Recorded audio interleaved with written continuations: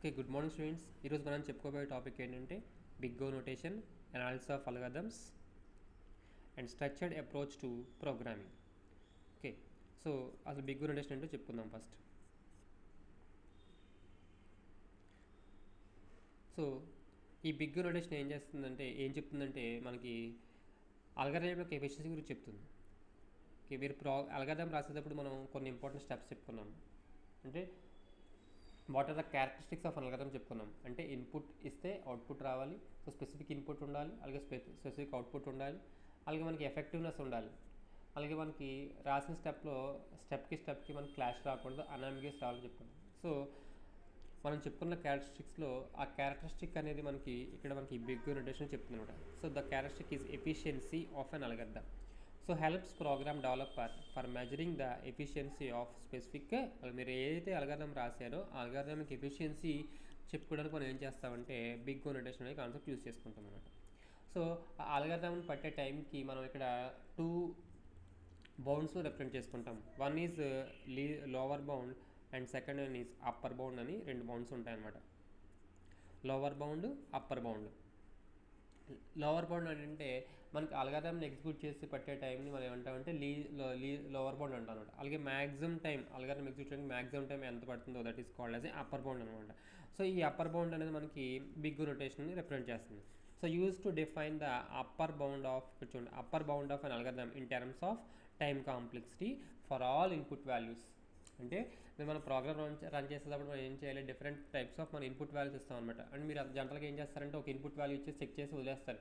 So కానీ మనకి all possible కేసెస్లో కూడా మీ యొక్క అల్గారిథం అనేది రన్ అవుతుందో చెక్ చేసుకోవాలి. అంటే different types of input values ఇస్తే మనకి అవుట్పుట్ కరెక్ట్గా వస్తుందో చెక్ చేసుకోవాలి. సో అన్ని కేసుల్లోనూ మనకి ఈ బిగ్ నోటేషన్ అనేది అప్పర్ బౌండ్ని రిప్రజెంట్ చేస్తుంటాయి. So upper bound is nothing but the maximum time required to execute the algorithm. Okay, so and it will describe the worst case of an algorithm in terms of time complexity. Okay, next ఇక్కడ మనం జనరల్గా last క్లాస్లో మనం చెప్పుకున్నాము. So time ఒక statement execute చేయాలంటే that means A is equal to a+1 ఇలా ఉందనుకోండి.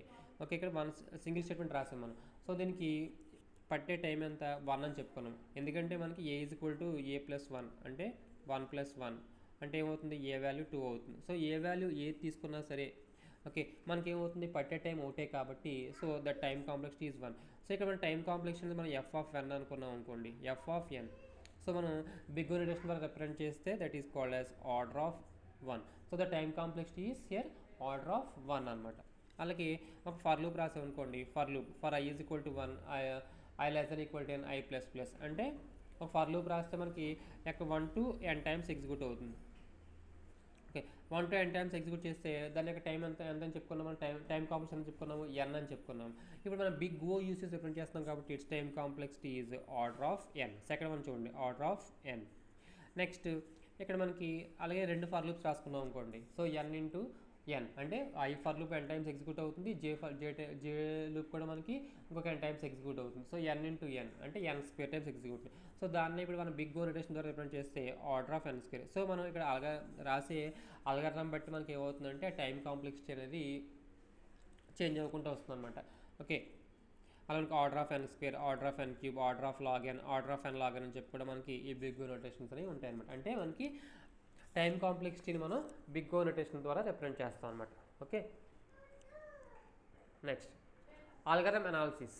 సో అల్గారిథం అనాలిసిస్ అనేది with respect to time complexity చేస్తాం, అలాగే with respect to space complexity కూడా చేస్తుంటాం. So it is a determination of the amount of time and space resources required to execute it. So with respect to time complexity and with respect to space complexity. So time complexity అంటే already మనం చెప్పుకున్నాం.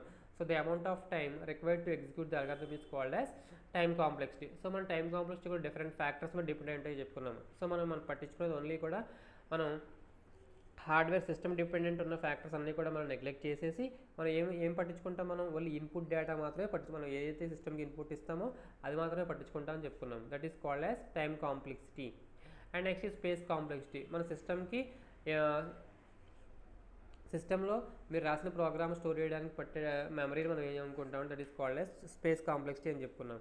Okay, space కాంప్లెక్సిటీలో definition చూడండి ఒకసారి. Space complexity can be defined in terms of space required to store the instructions and data. అంటే మనం రాసే ప్రతి ఇన్స్ట్రక్షన్కి మెమరీలో స్టోర్ అవుతుంది. సో కానీ మనం దాన్ని ఏం పట్టించుకోము. ఓన్లీ మనం ఏం పట్టించుకుంటాము, వేరియబుల్ డిక్లరేషన్స్ ఏవైతే ఉన్నాయో అవి మాత్రమే మనకి ఎంత స్పేస్ ఆక్యుపై అవుతాయో ఎంత స్పేస్ ఆక్యుపై అవుతాయో చూద్దామని చెప్పుకున్నాం. సో అంటే ఇంటిజర్ అనేది 2 bytes ఆక్యుపై అవుతుంది, క్యారెక్టర్ అనేది 1 byte ఆక్యుపై అవుతుంది, అలాగే ఫ్లోట్ అనేది 4 bytes ఆక్యుపై అవుతుంది, అలాగే మనకి డబల్ అనేది 8 bytes ఆక్యుపై చెప్పుకున్నాం. సో మన వేరియబుల్స్ ఏవైతే డిక్లేర్ చేసామో ఆ వేరియబుల్స్కి ఎంత స్పేస్ ఆక్యుపై అవుతుందో that is called as a space complexity. So time is the computer time and algorithm might run required for its execution always చెప్పారు. So it depend upon the size of algorithm and input. అంటే మీరు రాసిన algorithm బట్టి అలాగే మనం ఇచ్చే input బట్టి కూడా మనకి ఏమవుతుందంటే ఈ టైం కాంప్లెక్సిటీ అనేది డిపెండ్ అవుతుంది అనమాట. సో ఈ అనాలిసిస్ మనం ఏం చేస్తామంటే best case, average case, worst case. అంటే మన అల్గారిథమ్ అనేది బెస్ట్ కేసులో ఎలా ఎగ్జిక్యూట్ అవుతుంది, వర్స్ట్ కేస్ అంటే ఏంటి, మనం యావరేజ్ కేస్ అంటే ఏంటి చెప్పుకుంటాం అనమాట. సో ఈ బెస్ట్ కేస్ అంటే ఏంటంటే మనం పట్టేది minimum time required to execute the algorithm if you're giving a input of size n values. For example n is equal to 5 అన్నారు అనుకోండి. ఓకే, ఆ 5 వాల్యూస్ని మనం ఒక సార్టింగ్ ఆర్డర్లో అరేంజ్ చేయాలని చెప్పుకున్నాం అనుకోండి. సో దానికి పట్టే టైంని మనకి బెస్ట్ కేస్ అంటాం అనమాట. So if give the data in sorted ఆర్డర్లో ఇచ్చేసాం అనుకోండి, మనం అల్గారిథమ్ కూడా మనం అంటే రివర్స్ ఆర్డర్లో కాకుండా లేకపోతే కొంచెం కాంప్లెక్స్ ఆర్డర్లో కాకుండా మనకి ఒక విధమైన సార్టింగ్ ఆర్డర్లో ఇచ్చేస్తే మనకి ఆ అల్గారిథమ్కి పట్టే టైంని మనం ఏమంటామంటే బెస్ట్ కేస్ అంటాం అనమాట. Okay, so here the sorting order will gives the best case time for an algorithm. So ఇక్కడ మనకి ఏమవుతుంది, n ఇన్పుట్ వాల్యూస్ ఇస్తే కనుక మనకి సార్టింగ్ ఆర్డర్లో ఉంది మనం ఇచ్చుకుంటాం కాబట్టి డేటాని మనకి ఆ బెస్ట్ కేస్ ఏమవుతుంది అనమాట, n అవుతుంది అనమాట. సో ఇక్కడ మనకి నెక్స్ట్ రెండోది ఏంటంటే వర్స్ట్ కేసులో ఏంటంటే ఇప్పుడు డేటాని రివర్స్ ఆర్డర్లో ఇచ్చారనుకోండి. సో ఆ డేటాని రివర్స్ ఆర్డర్లో ఇచ్చి ఫర్ ఎగ్జాంపుల్ ఇలా ఇచ్చారనుకోండి 5 4 3 2 1 ఇలా ఇచ్చారనుకోండి. సో ఇలా ఇస్తే మనకి ఏమవుతుందంటే మనం వీటిని సార్టింగ్ ఆర్డర్లో అరేంజ్ చేసుకోవడానికి ఒక n టైమ్స్ పడుతుంది.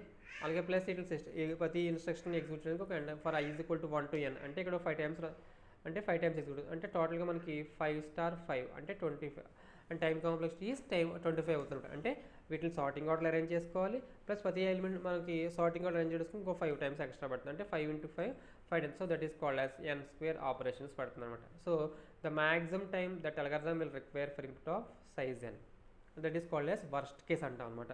Okay, if elements are in reverse order for any sorting algorithm they will require how many operations, n² operations. So this leads to the worst case complexity. Okay, and next is average case time complexity. So ఈ average case time complexity అంటే so మనం input ఇచ్చే ప్రతి input different types of inputs ఇస్తాం మనకి, అంటే check చేసుకోవడానికి అంటే ప్రోగ్రామ్ మనకి కరెక్ట్గా ఎగ్జిక్యూట్ అవుతుందా అనేది. సో వాటిని అన్నింటినీ మనం ఏం చేస్తామంటే పట్టిన టైంని మనం ఏం చేస్తామంటే యావరేజ్ చేస్తాం అనమాట. That is called as average time complexity. ఇప్పుడు ఫర్ ఎగ్జాంపుల్ మీరు బిగ్గెస్ట్ ఆఫ్ 2 నెంబర్స్ ఇస్తున్నారు అనుకోండి. సో 10 5 తీసుకున్నారు. If a greater than b అంటే 10 గ్రేటర్ దెన్ 5 అక్కడ కండిషన్ ట్రూ అయింది. సో దానికి కొంత టైం కాంప్లెక్సిటీ తీసుకుంటుంది. అలాగే నెక్స్ట్ మనం ఏం చేస్తాము, ఇంకో డిఫరెంట్ ఇన్పుట్ వాల్యూస్ ఇస్తాం. ఇప్పుడు 100 120 ఇచ్చాము. సో అది ఎగ్జిక్యూట్ అవ్వడానికి ఎంత టైం పడుతుంది. సో అలాగే మనకి డిఫరెంట్ ఇన్పుట్ వాల్యూస్ ఇచ్చినప్పుడు మనకి వాటి యొక్క మనకి అవుట్పుట్ అనేది మనం మెజర్ చేస్తాం అనమాట. అవుట్పుట్ మెజర్ చేసి వాటిలన్నింటినీ మనం ఏం చేస్తామంటే యావరేజ్ ఫైండ్ అవుట్ చేస్తాం. That is called as average case time complexity. The average time required for an execution ఇక్కడ for all possible input values. మనం చెక్ చేసినప్పుడు కూడా చూడండి, నేను మీకు చెప్తూ ఉంటాను. సో ప్రతి ప్రోగ్రామ్ ఎగ్జిక్యూట్ చేయడానికి మీరు different types of input values ఇవ్వాలి. ఇన్పుట్ రన్ 1 రన్ 2 ఇవ్వాలి. అప్పుడే మీకు ప్రోగ్రామ్ అనేది అన్ని కేసులు ఎగ్జిక్యూట్ అవుతుందో అని చూడమని చెప్తాను. ఓకే, అలాగే మనం ఇచ్చిన ప్రతి ఇన్పుట్ వాల్యూస్కి ఎన్ని ఇన్పుట్ వాల్యూస్ అయితే ఇచ్చామో మనం అంటే ఎన్ని ఇన్పుట్ వాల్యూస్ ఎన్ని టైమ్స్ మనం ప్రోగ్రామ్ రన్ చేసామో అన్ని టైమ్స్ కూడా మనకి ఆ పట్టే టైం మనం ఏం చేస్తామంటే you will find the average. That is called as average case time complexity. ఇవి కొంచెం నెగ్లెక్ట్ చేయండి. ఓకే, మీరు నెక్స్ట్ క్లాస్లో నేను ఒక్కొక్క అల్గారిథమ్కి సార్టింగ్ టెక్నిక్కి వర్స్ట్ కేస్ ఎంత, బెస్ట్ కేస్ ఎంత and time complexity average case ఎంత కూడా మీకు ఎక్స్ప్లెయిన్ చేస్తాను. Okay, and next is structured programming. మనం లాస్ట్ క్లాస్లో చెప్పుకున్నాము structured programming and object oriented programming. Okay, మనం ఎక్కడ చెప్పుకున్నాము, అది టాప్ డౌన్ అప్రోచ్ గురించి చెప్పుకున్నాము. అలాగే మనం ఇంకొకటి ఏం చెప్పుకున్నాము, బాటమ్ అప్రోచ్ గురించి చెప్పుకున్నాము. బాటమ్ అప్రోచ్ గురించి కూడా చెప్పుకున్నాము. సో టాప్ డౌన్ అప్రోచ్ అనేది మనకి స్ట్రక్చర్డ్ ప్రోగ్రామింగ్ చెప్తుంది. అలాగే ఆబ్జెక్ట్ ఓరియంటెడ్ ప్రోగ్రామింగ్ అనేది మనకి బాటమ్ నుంచి చెప్పుకున్నాము. So here the structure programming is a subject of software engineering. Okay, software engineering అంటే కూడా మనం చెప్పుకున్నాము. So software is the branch of engineering so which deals with ఏం చెప్తుంది మనకి, which deals with the efficient output, efficient product. మనం ఒక యాప్ని కానీ డెవలప్ చేయాలనుకుంటే మనం సాఫ్ట్వేర్ ఇంజనీరింగ్ ప్రిన్సిపల్స్ ఫాలో అయితే మనకు వచ్చేది మనకి ఏమవుతుంది, it will comes efficient product అనేది వస్తుంది అనమాట. లేదు మనకి ఎటువంటి ప్లానింగ్ లేకుండా మనం చేసేసామనుకోండి మనకి ఏమవుతుందంటే ఎఫిషియంట్ ప్రొడక్ట్ అనేది బయటికి రాదు. So structure programming is will focus only on technical aspects. So technical aspects అంటే మీరు ఏ సిస్టమ్ వాడుతున్నారు, ఏ ప్రోగ్రామింగ్ లాంగ్వేజ్ వాడుతున్నారు, ఓకే, ఆ లాజిక్ ఎలా వాడుతున్నారు, ఇవన్నీ కూడా మనకి ఏం చూస్తుందంటే స్ట్రక్చర్ ప్రోగ్రామింగ్ చూస్తుంది అనమాట. సో కానీ సాఫ్ట్వేర్ ఇంజనీరింగ్ అనేది so it will follows which one overall aspects అని ఫాలో అవుతుంది అనమాట. ఓవరాల్ ఆస్పెక్ట్స్ అంటే టెక్నికల్ ఇష్యూస్ చూసుకుంటుంది, అలాగే ఆ ప్రాజెక్ట్ కంప్లీట్ అవ్వడానికి పట్టే టైం చూసుకుంటుంది, అలాగే ఫైనాన్షియల్ ఆస్పెక్ట్స్ ఎంత మనీ రిక్వైర్ అవుతుందో అంతా కూడా చూసుకుంటుంది అనమాట. సో ఇవన్నీ ఒక ప్లానింగ్ ప్రకారం ఫాలో అయితేనే మనకి ఏమవుతుందంటే ఆ ప్రాజెక్ట్ అనేది మనకి తక్కువ విత్ ఇన్ టైంలో కంప్లీట్ అవుతుంది. ఓకే, విత్ ఇన్ టైంలో ప్లస్ విత్ ఇన్ మనం అనుకున్న బడ్జెట్ కంప్లీట్ అవుతుంది. అలా ప్లానింగ్ లేకుండా మనం ఏమైనా వర్క్ స్టార్ట్ చేసుకున్నాం అనుకోండి, అది విత్ ఇన్ టైంలో కంప్లీట్ అవ్వదు, మన బడ్జెట్ అనేది ఏమవుతుందంటే ఇంక్రీజ్ అవుతుంటుంది. So that is the software engineering. Okay, which will focus on overall aspects. So ఈ స్ట్రక్చర్డ్ ప్రోగ్రామింగ్లో మనకి different types of control structures చెప్పుకున్నాము. So control structures, looping statements, అలాగే మనం సబ్ రొటీన్స్ ఇట్లాంటి గురించి చెప్పుకున్నాం. సో మనం నెక్స్ట్ స్లైడ్లో ఏం చేద్దామంటే so different types of control structures ఏం యూస్ చేస్తారో చెప్పుకుందాం. సో ఇవి sequence of statements. So conditional స్టేట్మెంట్స్లో మనం ఫస్ట్ ఏం చెప్పుకున్నాము, ఇటరేషనల్ స్టేట్మెంట్స్ గురించి చెప్పుకున్నాం. సీక్వెన్స్ ఆఫ్ స్టేట్మెంట్స్ గురించి చెప్పుకున్నాం. సో సీక్వెన్స్ ఆఫ్ స్టేట్మెంట్స్ అంటే so which will execute one by one. అంటే ఫర్ ఎగ్జాంపుల్ ఇక్కడ మెయిన్ ఫంక్షన్ రాశారనుకోండి, మెయిన్ ఫంక్షన్. సో సి ప్రోగ్రామ్లో ఫస్ట్ ఎప్పుడు కూడా మనకు మెయిన్ ఫంక్షన్ ఎగ్జిక్యూట్ అవుతుంది. So next okay, i is equal to i plus 1 ఒక స్టేట్మెంట్ రాశారు, i is equal to i plus 1.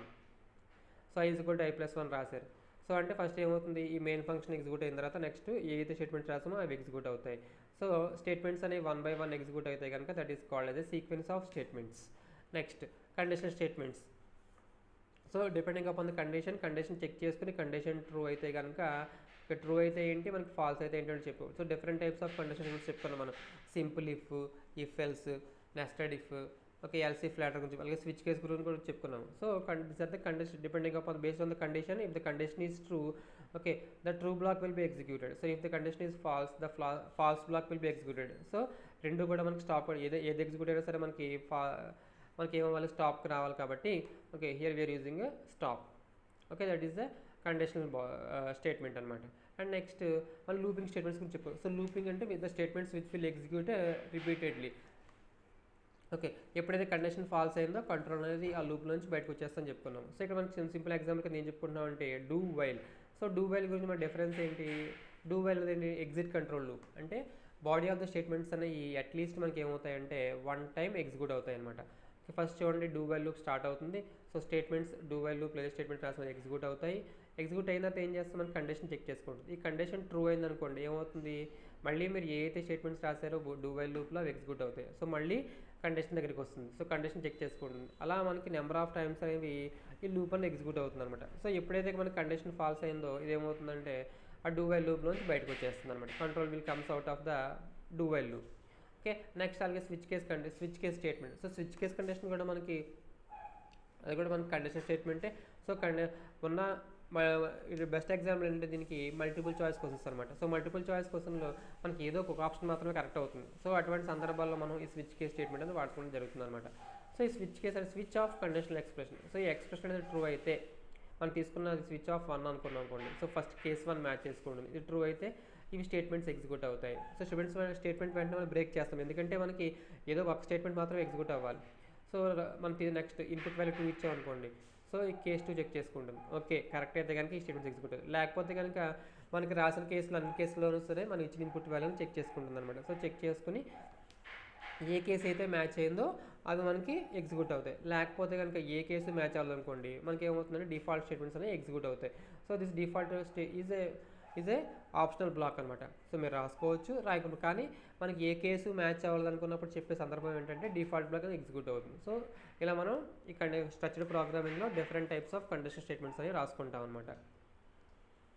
Okay, and next one is recursion concept. So recursion అంటే ఏంటి? A function which calls repeatedly is called as a recursion function. A function calling repeatedly. Okay, so ఈ రికర్షన్లో మనం already మనం క్లాస్లో చెప్పుకున్నప్పుడు ఈ compulsory రికర్షన్లో ఏమి ఉండాలో చెప్పుకున్నాము, స్టాపింగ్ కండిషన్ ఉండాలని చెప్పుకున్నాము. సో స్టాపింగ్ కండిషన్ లేకపోతే ఏమవుద్దంటే ఆ ఫంక్షన్ అనేది టెర్మినేట్ అవ్వదు, అంటే అలా రిపీట్ అవ్వకుంటూ వస్తుంది అనమాట. సో ఇలా రిపీట్ అవ్వకుంటూ వస్తుంది. సో ఎప్పుడైతే మనం రిపీట్ రాసామనుకో ఏమవుతుంది, ఈ లూప్ అనేది కంట్రోల్ నుంచి బయటకు వచ్చేస్తుంది అనమాట. So function will not be terminated if stopping condition is not in recursion. Stopping condition. Okay, if it enters into A infinite loop. మీరు చూడండి, ఎప్పుడైనా వైల్ కండిషన్ దగ్గర వైల్ ఎన్ గ్రేటర్ దాన్ 0 లేదా కండిషన్ తప్పు రాసిన కొన్ని ఏమవుతుంది, అది ఇన్ఫైనైట్ లూప్లోకి వెళ్ళిపోతుంది అనమాట. అది కంట్రోల్ అనేది ఆ లూప్లో నుంచి బయటికి రాదనమాట.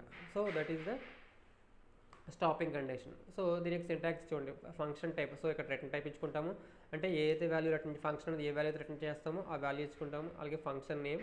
ఓకే, ఆ పారామీటర్ లిస్ట్ ఏ అయితే వాల్యూస్ పాస్ చేస్తారో అక్కడ ఇచ్చుకుంటాము. సో ఫంక్షన్లో లోకల్ వేరియబుల్ డిక్లరేషన్, అలాగే టెర్మినేషన్ కండిషన్ కంపల్సరీ ఉండాలి. So value is equal to or function of expression, అంటే recursive function name plus of expression. Okay, ఈ ఫంక్షన్ వాల్యూ క్యాలిక్యులేట్ చేసుకుని మనకి ఏమవుతుందంటే ఈ వాల్యూలో స్టోర్ చేసుకుంటాము. So return value. సో మనకి ఇక్కడ ఎప్పుడైతే రిటర్న్ టైప్ ఉందో కంపల్సరీ మనం ఏం చేయాలి, రిటర్న్ స్టేట్మెంట్ యూస్ చేసుకుని ఆ వాల్యూని ఏం చేయాలంటే రిటర్న్ చేసుకోవాలన్నమాట. ఓకే, నెక్స్ట్ ఒక ఎగ్జాంపుల్ చెప్తాను. సో అది ఏంటంటే ఫ్యాక్టోరియల్ ప్రోగ్రామ్. సో ఈ ఫ్యాక్టోరియల్ ప్రోగ్రామ్లో ఇదంతా మెయిన్ ప్రోగ్రామ్ రాసుకుంటున్నారు. ఎన్ వాల్యూ ఒకటి తీసుకున్నారు. సో నేను ఇక్కడ ఎన్ ఈజ్ ఈక్వల్ టు 3 తీసుకున్నాను. So fact of N. So ఇక్కడ మనం ఫంక్షన్ కాల్ చేస్తాం కాబట్టి ఫంక్షన్ డెఫినేషన్ చూసుకుంటుంది. So fact of N int N is equal to 3 తీసుకుంటుంది. సో కండిషన్ చెక్ చేసుకుంటుంది, n less than or equal to 0. So condition అనేది true ఆ ఫాల్సా, 3 లెస్ ఈక్వల్ కండిషన్ అనేది ఫాల్స్ అయింది కాబట్టి నెక్స్ట్ ఎల్స్ బ్లాక్కి వెళ్తుంది. Return n star fact of n minus 1 అంటే 3 స్టార్. ఓకే, ఇక్కడ నేను ఫ్యాక్ట్ రాయకుండా సింపుల్గా ఎఫ్ అని రాస్తున్నాను. ఓకే, ఎఫ్ ఆఫ్ ఎంత, ఎఫ్ ఆఫ్ 2 అనమాట. ఎందుకంటే 3n - 1 3 - 1 2 కాబట్టి వెళ్తుంది. నెక్స్ట్ మళ్ళీ పైకి వెళ్తుంది. Next N value N less equal to 2 less than equal to 0 condition false. ఇప్పుడు ఎన్ వాల్యూ 3 అయిపోయింది కాబట్టి నెక్స్ట్ 2 చెక్ చేసుకుంటుంది. So condition is true. So 2 less equal to condition false. Else మళ్ళీ ఏమవుతుంది, 3 star 2 star F of 1. So మళ్ళీ 1 less than equal to 2 1 less than equal to 0 condition is falls.